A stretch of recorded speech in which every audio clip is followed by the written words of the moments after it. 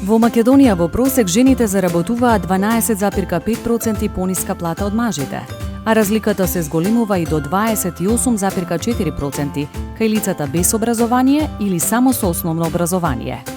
Но доколку направиме споредба во платите помеѓу мажи и жени, според исти карактеристики, образование, искуство, возраст, професија, разликата во платите се зголемува и до 17,3%, односно за иста позиција и карактеристики, жените се уште помалку платени.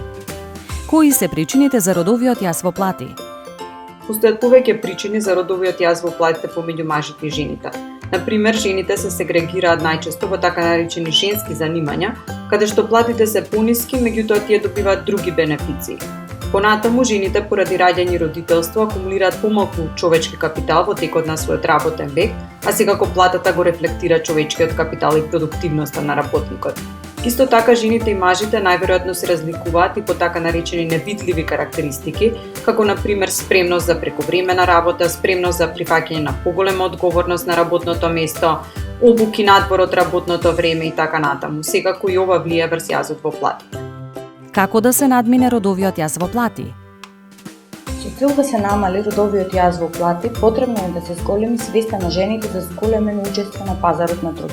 Зголемувањето на свеста е долгорочен процес и бара покрај само мотивација за реализација во професионалниот живот и семина поддршка и поддршка од партнерот. Најпрво поддршка во барањето на работа, а потоа и поддршка и подобар на семејните обврски.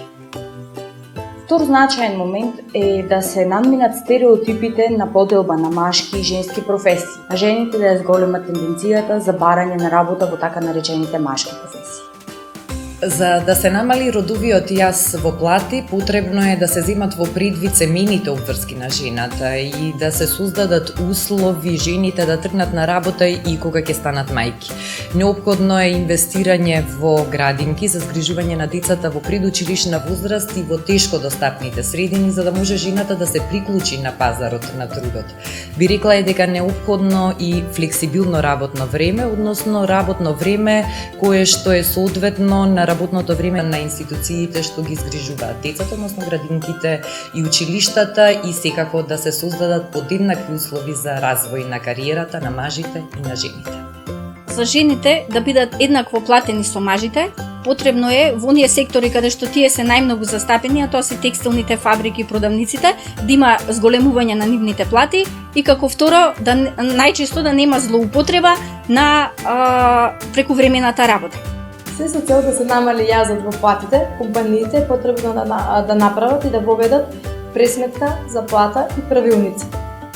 Најбитни критериуми да бидат образованието, стажот, искуството и вештините.